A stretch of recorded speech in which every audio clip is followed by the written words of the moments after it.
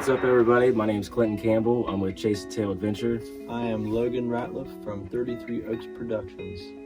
Today we are going to break down some fishing. We're approaching the spawn. I reached out to Logan. We've been we're from the same area. We definitely carry the same passion, and we're approaching the spawn, and I know how Logan is with his fishing. I figured this would be a really good time to break down some tips and tricks. Again, I know you're not going to tell us them all, but I know you have some really good tips and tricks, and I think it'd be really cool to showcase that, and definitely going into the spawn and helping out some people that just give them a little bit of taste of what you got. Absolutely. Honestly, when it comes to fishing and like advice, when people reach out to me, I'm pretty open with my information. I don't necessarily like give them the pole and the jig and give them an exact log to throw out or anything like that, but I will give them a piece of information to spark their own thoughts, and to learn their own way. And I would definitely say, hey, this is a direction you may want to go. A lot of times those people will reach out to me if they have success and send me the picture of the fish they caught and say, hey, it worked, buddy. Thanks for letting me know about this. Awesome. So do you think you're more open about helping people out, or do you still have that that competitive edge to you? I guess I'm kind of both. Like when it comes to like the same caliber of people, like that I know what I know, I'll kind of like, I'm not going to give them the one up on me, but of course if somebody's like, hey, I have no clue what I'm doing, can you help me out? I would, like, for instance, a buddy from high school that I went to high school with, he reached out to me and said, what do you use for bass fishing? And I instantly said jig and pig. First thing I thought of. That's my favorite bait. It's what I started catching big fish on, and that's pretty much my go-to spring, winter, fall, and summer. So you had made the comment about a jig and pig, and I mean jig and pig. So like a lot of people, I'm sure there's people here that are like, what in earth is that? So is there any way you could break that down on exactly what a jig is and maybe what a pig is? The actual term, like I've never used the pig part of it. A jig and pig is kind of like a term that came about probably in the 70s, 80s, whenever people started throwing a jig. And if you don't know what a jig is, it's basically a hook with a piece of lead, molded to the end of it, like the eye end of it, and it weights it down. And normally a bass jig will have like some sort of skirt on it, and usually some sort of trailer that mimics a crawfish or a bait fish or something that a bass might be interested in. Gotcha. And you're putting the trailer like basically you want it to kind of look like a crawdad. So if you got a crawl fish, just imagine how a crawfish may move in the water. It scoots backwards when it's fleeing away from whatever's trying to eat it. So you want to put that tail end towards the weighted end of the jig. If you can picture that in your head. If not, I mean, reach out to us and I'll make a tutorial video. That'd be sweet. But yeah, you want to line it up to where it mimics a crawdad and looks pretty much like any sort of crayfish or crustacean, whatever the bass is eating. But you mentioned the pig part of it. Back before they started getting really technical and making these intricate, detailed crawfish trailers, they made some sort of look like crawdad looking trailer that was made out of pork fat, and they would soak it in garlic or anise, and some sort of dye if they wanted it colored. There's a brand I'm thinking of that Uncle Josh. Yeah, Uncle Josh. They actually a couple years ago they stopped making them, and yeah, unfortunately. Yeah, to the ones that know and the ones that throw them, they definitely know that they work. My buddy Cody Driggs, you went to school with him, right? Yeah. He throws the heck out of them, and I'm telling you, he kills them. And he somehow finds that stuff on the internet, wherever, but he always has a jar with him, and he's always slamming them. So talk about Cody. You have an at for Cody, you know, because I will say Cody. When it comes to you and Cody in this area and setting the bar, I mean, sky's the limit for you guys. Definitely check out Cody Driggs. His Instagram is Cody, just Cody Driggs, KODYDRIGGS. Correct. And again, Cody, big shout out to you. Keep bringing the content. We loved seeing it. For sure. You can find the heck out of mushrooms too. Mm-hmm. Last year we put together a video, and he took me to a pond. We caught some crappie and took them home. I ended up finding a wee little turtle that was like the size of my palm. It was pretty cool. But so you keep mentioning this area and you know things along those lines. What are we talking about here? What were we talking about? AEP. It's called AEP Ohio Power.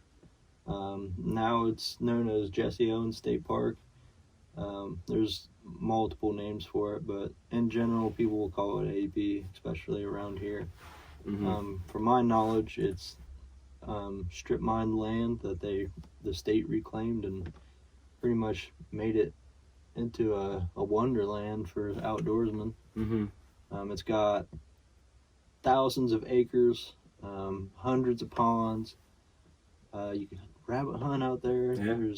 There's even special places where handicapped people can hunt. They have blinds set up for those folks to go out there and hunt. Actually, you mentioning that, I'd like to mention that.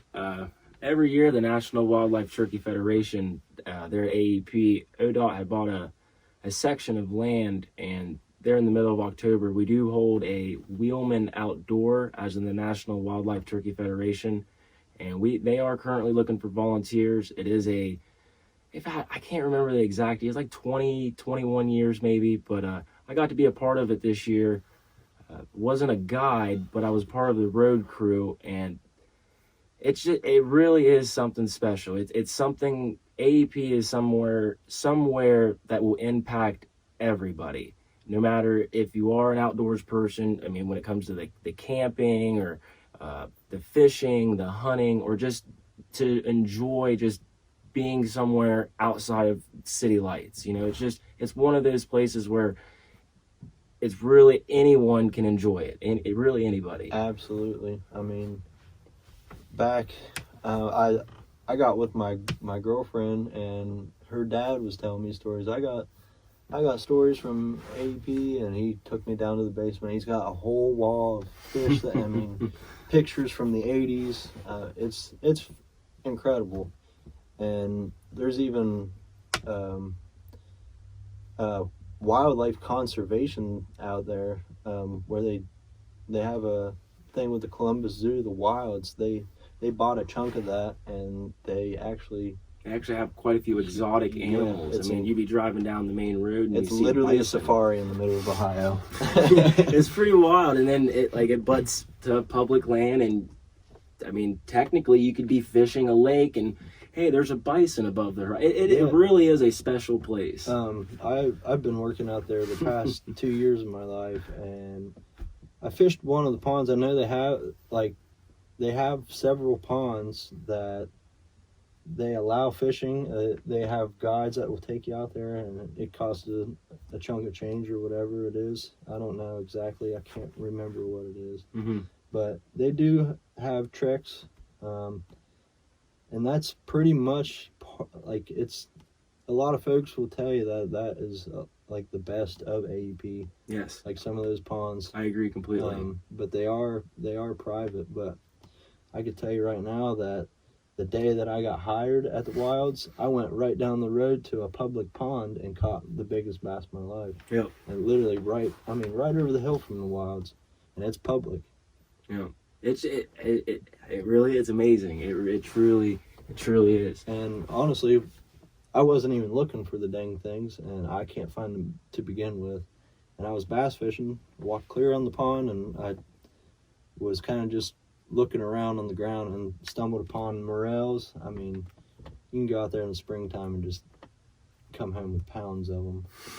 But a lot of people go out there for that. But I've always chased the largemouth out there. Oh yeah, it's in crappie fishing. Oh my God, yeah. I know there's a couple places. There's muskie. I myself have not seen that, but there's definitely theories and been the rumors. There's one pond that has a truck in it, which is pretty darn cool. I mean, it's not cool for the truck owner, obviously, but I don't know how long it's been in there, but it's in there for sure. And there's one that a plane crashed into. There's all kinds of legends and tales. Oh yeah. From AEP. Oh yeah. So let's talk about a couple of your tips and tricks. So we're getting into the spawn. How about what kind of baits do you like to use? Your colors that you like to use, and why do you like to use them? Okay. With spawn specifically, I will go the closest thing I can get to looking like a bluegill or a salamander, because bass do not like bluegill and they do not like salamanders in spawn specifically. Basically because that's what eats their eggs. And if they see anything that mimics that or whatever, they're going to hammer it for the most part. But if you could go and spawn and throw a bait for 20 minutes at a fish and it just not want anything to do with it, and you make a subtle change and throw out a wacky rig Cinco worm, and it will just demolish it. But for spawn, I was specifically, I'll throw stuff that mimics bluegills, salamanders, like the old school Zoom lizards, a lot of Cincos. They work incredible in the spawn, just because of that subtle action that they have. What else? A swim bait, obviously, because that's kind of like a bait fish. And oh yeah, anything that's a big one. It's a big one. So we were talking earlier. This was off camera. I asked you about the beds. You know, where they were located. You know, why, and then like the timing. And you had made a comment about the moon, and I really want you to bring that up here. I thought that was really cool. With spawn, like when it comes to like where the beds will be located, from my knowledge, they're usually shallow water. You know, 3 foot to to even shallower. A lot of times you'll see the bass like fanning up on the banks and up on the banks in shallow water. And right about 60, when the water temperature rises to about 60 degrees is when they start thinking about spawning, and they'll start moving up. But typically, obviously it's not 100% accurate on that information, but that's generally when they'll do it the most. Like I said, they'll be in shallow water, and bass usually relate to hard bottom. So if there's like even sand is kind of like they might do it in sand just because it's sediment, but they'll find that like rock, they'll find logs if they're jammed up to where they can make a bed on it. But they'll fan that silt right off of there, and when you catch a bed fish, they usually have that marking on their tail, like indicating that it's a spawn fish. But like I said, you could find a fish on a bed and pick at it forever and not be able to catch it, and then one subtle change and you'll hammer it. And like with the visual aspect of it, like that's a key thing in spawn for me. With you saying that, with visual, so are you having better luck on a kayak, a watercraft, or are you having better luck on a bank at this point? When spawn hits, I try to beat the bank just because I can kind of maybe get some elevation on them and look down on them, and like look down in the water always wear a pair of polarized glasses in spawn also. But the more that they don't know you're there is better.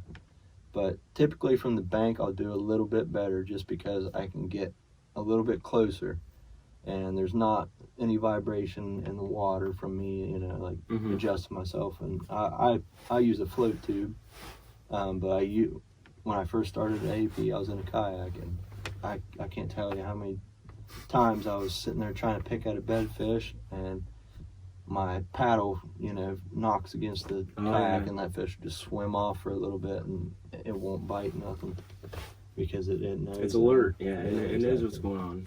But the float tube, when it comes to watercrafts, the float tube's pretty sneaky. My buddy Cornelius Harris from Guru Outfitters, he has a guide service out that way. He takes people out in these float tubes. If you don't know what that is, it's a floating recliner to me. I mean, that thing's comfortable. You wear waterproof waders, that way your legs don't get wet, and then you have a pair of flippers on to move you through the water, so you kind of have to have a sense of how to maneuver your feet to direct you in the water. But the flippers help tremendously.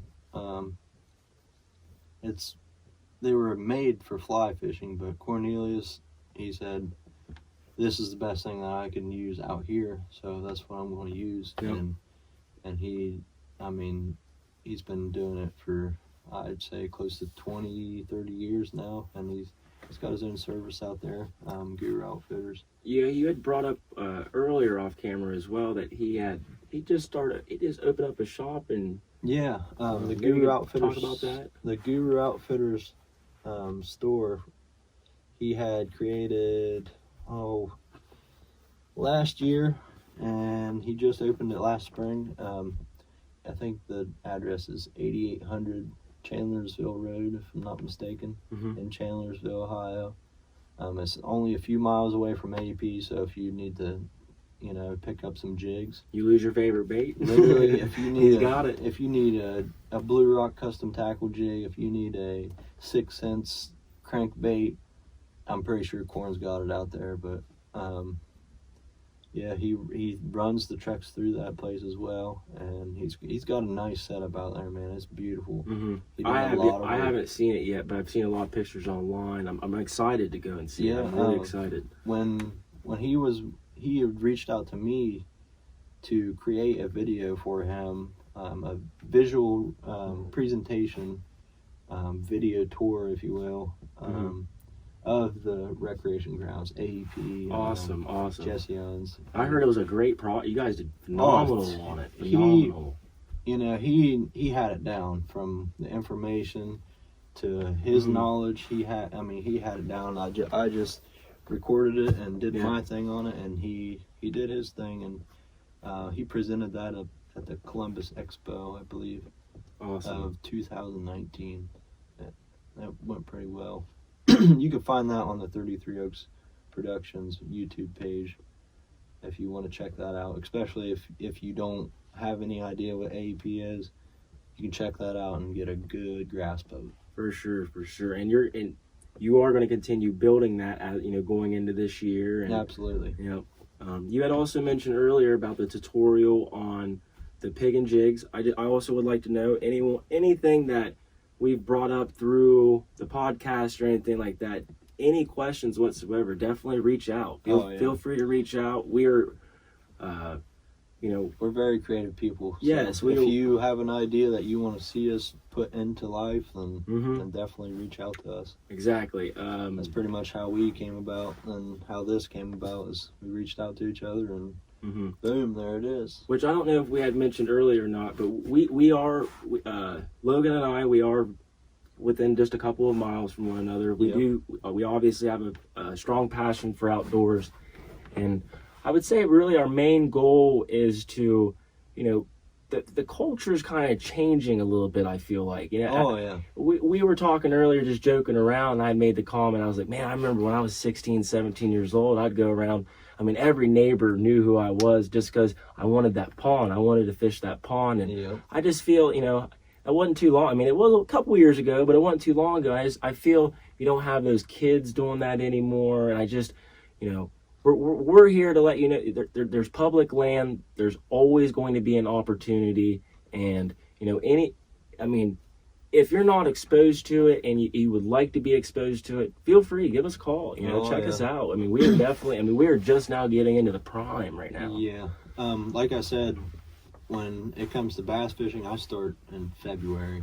And in February, like when it comes to baits and stuff like that, it's honestly completely different from spawn for me. I'll downsize my baits. I'll strictly throw bait fish more than crayfish, honestly. A lot of people will tell me I'm stupid for saying that, but a lot of people throw them jigs all the time, and they nail them. I'm one of them. I'm not dissing the jig at all because I know for a fact it works. But for some reason, I feel like a more of a groove when I'm fishing with a soft plastic jerk bait in the wintertime. We had made the comment earlier also about kind of being different. You know, maybe you throw out 100 cast with the jig, and then you throw maybe a wacky or something along those lines. And presentation is truly everything. When it comes to bass fishing, a general knowledge for anybody that's wanting to learn like the details of, you know, when to throw. There's so many stinking baits out there, you know, it's overwhelming. The main thing for me is contrast with the water, mimicking certain prey during a certain time of year. Let's see, color, like you said. And I was just about to say that. So how much do you think color plays an impact in the type of gear? We were talking earlier, and you had mentioned you kept wanting black. Yeah, I would say 90% of the time, when it comes to jigs, I would throw a all black jig versus any of the other ones, just because of the contrast. Yeah, and the the visual presentation it has under the water. In any sort of water, like muddy water, clear water, even windy. Like when it's windy, all that chop on the water, it can definitely have a factor in your presentation. So when it's muddy, I'm throwing a black jig just because you can see that dark silhouette more in that muddy water. And I'll also throw, like in muddy water, I'll throw a bigger trailer or something that's going to move that water a little bit more and key those fish on that specific thing, because they're in the pond, so they're seeing bluegill, they're seeing bait fish. Exactly. So you want to have that bass see your bait and say, I want that bait. You know, it's like would you rather have a juicy piece of steak, or would you rather have a little piece of ham or something? No, I totally see what you're saying. Same concept. But man, talking about the color of baits and stuff, I definitely would like to make a special mention with Gnc Custom Baits. They're out of Gallipolis, Ohio. Guy and Charles. These are a couple of their baits. Old Guy did that one there for me, but I just want to say a special shout out to them. You can definitely check them out. Gnc Custom Baits. They are on Facebook. I do believe they are currently working on an online shop, but he's just getting started, but he's fully custom. Logan, what do you think of that? That crankbait is pretty crazy, man. I would definitely recommend spring with that red. Is that not wild? But that red in the spring, man. Early spring, a lot of people will tell you that the red color of the crawl, for some reason, just does it in the early spring. Yeah. Like with lipless crankbaits, if you run them along the edge of the weed lines and just kind of yo-yo them, and if you feel that grass and just rip it out, it causes so many reaction bites. During late summer, I'm a big topwater guy, so you know, I've seen kids out there just because they're just not exactly sure, you know, what's going on and stuff. And you had made a comment about going across the beds. Why wouldn't someone want to throw a buzz bait across a bed? I mean, truthfully, I would throw a buzzbait. I mean, in my head, I'm like, what? You know, like why not? Because that, and in my mind, that buzzbait is going to irritate the heck out of that fish. Mm-hmm. And when those fish are on beds, they're stingy. They're really stingy. Do you think once she is on her bed, which I believe that's the female, correct? Yeah. I'm not sure. What's the male doing during this time? Basically, from my knowledge, they'll move up according to the moon phase. Mm-hmm. Like you had mentioned earlier, the moon controls the ocean, so I guarantee you that moon is able to have some sort of influence on the bass moving up. And as soon as the temperature's right in that water, they want to go up, and the males will go up first, and they'll fan the beds off for them. Okay.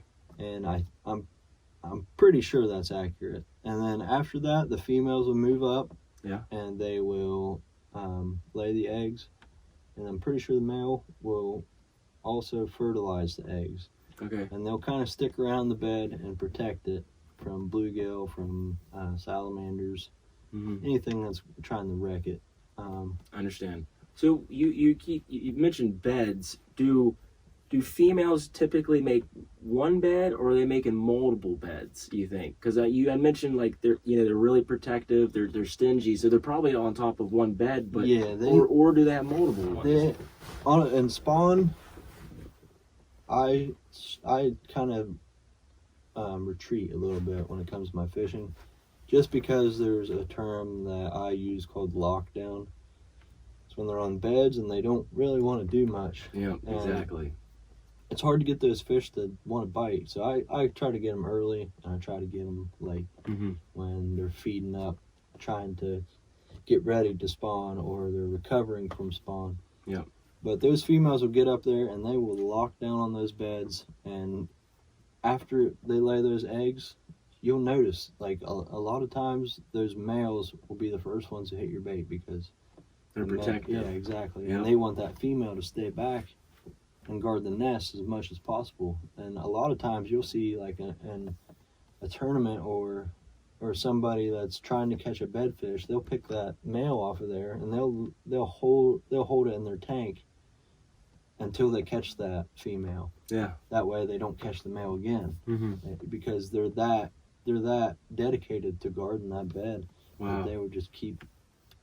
I mean, a lot of times they don't even bite it. They'll just kind of move it off the bed. So do you think at that point in the stage, like in the fish's stage, like the kind of like the life cycle, and obviously yearly, it's just going to, it's like an annual thing.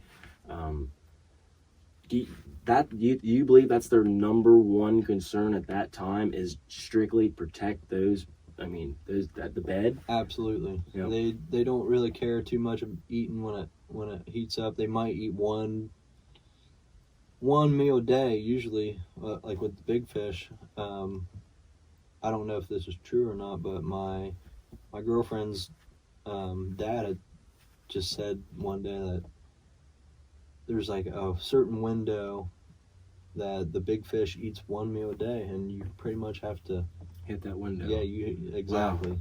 Wow. But that's only during that spawn time, correct? Honestly, it's during a lot of the time. Like the bigger fish, they won't eat as much. Like when it comes to the hotter days. Do you think when it heats up, they want to eat one bit? They're lazy, you know what I'm saying? So they want to eat one big meal when it's hot, and when it's cold, they'll eat whatever's easiest for them to grab because they don't want to use all that energy. Okay. I was kind of thinking maybe the one meal was like they're kind of trained to do that in a way because maybe the pressure of the lake. Do you think there's a different, like, how much of a difference do you feel as a fisherman going out to AEP that a particular lake is pressured to one that like, this one's not on the map, so I'm gonna go up on this hill, like what's your difference there in your intake on like pressured lakes and non-pressured lakes? Honestly, it just depends from like if there's a bunch of people that hit it, in their boats, it's just a lot of times you'll get word of mouth of like what's in there. Like if it's a catfish lake or this and that. So a lot of people will go to some of the lakes just to hit like the channel species. cats. Yeah, I hear you. So if I know it's just one of those lakes that's right by the road and it's just getting hammered by crappie fishermen, and oh yeah, you know, those guys are usually not putting that much thought into what they're throwing. So they're throwing like the basic, you know, go-to stuff, and that stuff works. That's why they're throwing it. Yeah. But if you want to be different, and like I said, the presentation is everything. If you want the bass to be more like appetized by your lure, then you would have to make a slight change in that. Whether it's like, for instance, it might be a bitsy bug still, but it might have a swim bait trailer on it. Because I have noticed that specifically, that a lot of times folks will throw a crawl style, you know, jig and peg, whatever trailer. It usually mimics a crawl for them. Gotcha. I started throwing these swim baits on the jigs, and they were just getting shredded. I've noticed that this year. I think the reason why I've noticed that is obviously the Uncle Josh Porks went away. They kind of made that artificial trailer, which it obviously does not do the same. And I think people are starting to try to come up with their own, just different techniques. I think that goes right back to, you know, being different. Yeah, absolutely. And like, even I might say that, but at the time when I was using that bait, they might have wanted that bait because they were easy to key. It was easier to key in on just because of the paddle tail was making a vibration. Gotcha. And they wanted that. Versus, you know, they might have wanted the subtle crawl that was just kind of flappy and just like kind of slowly falling. Gotcha. It just, I mean, it's just so many different variations and combinations of what you can do. And a buddy of mine, Solomon Curtis, Ohio's Finest Outdoors is his Facebook page. That man is a genius, and I heard the quote from him one day. He said, "The best thing in a fisherman's tackle box is his confidence." Wow, I really like that. So really if you think that it's going to work in that situation, because I don't know how many times I've been in a situation where it's textbook, I should throw a spinnerbait because the wind's blowing. It's an overcast day, and I'll freaking throw I don't know, it's just something different. For instance, like a weightless tube, or just, you know, I don't throw that. I just throwing that out there, but just maybe that's what I was feeling that day. Like, oh, that might work.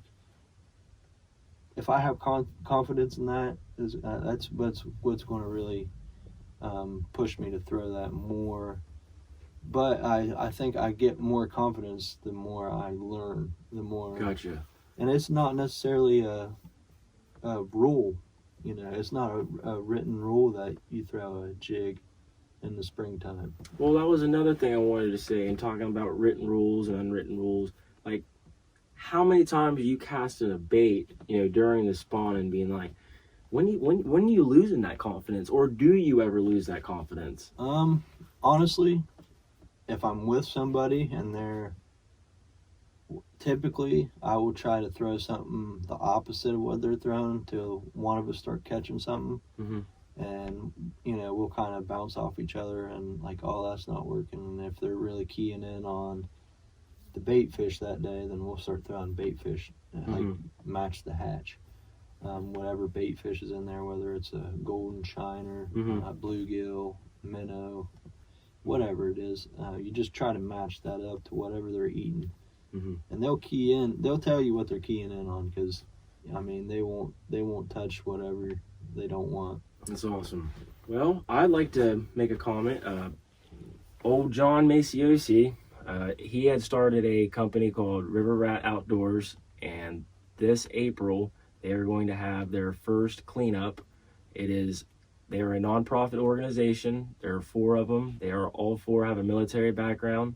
John Maciosi is the lead spokesman on that, and they're looking for volunteers right now. They're going to do a cleanup on Sims Creek and they're wanting to go maybe every other weekend, maybe once a month, and rally people from Ohio to go clean streams or, you know, potential streams that need cleaned up. So that is definitely something that, you know, we would like to say thank you, John, for doing that. And we are, if anyone has questions about that, definitely, you know, let us know, or we are definitely willing to help out on that as well.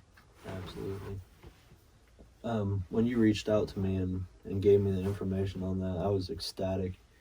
And you had mentioned, like, hey, is it okay that we do that? Just because it, you know, it was very similar to my River Rat Bassin YouTube page, and like that, you know, that's like a personal vlogging channel for me. So I'm just throwing up like my fishing videos and you know, my little adventures.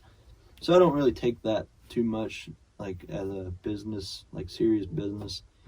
So when I was seeing like, okay, that guy is wanting to do that, and I was so ecstatic to even have the same kind of name, like, and the fact that you reached out to me, I would absolutely love to move forward with that. Well, they definitely, like I said, you know, it's 4 guys right now. They're definitely gaining quite a bit of attention, but you know, where exactly are they based? Gallipolis, Ohio. Okay. They are a little bit spread out right there, but the very first creek they're going to hit is Sims Creek.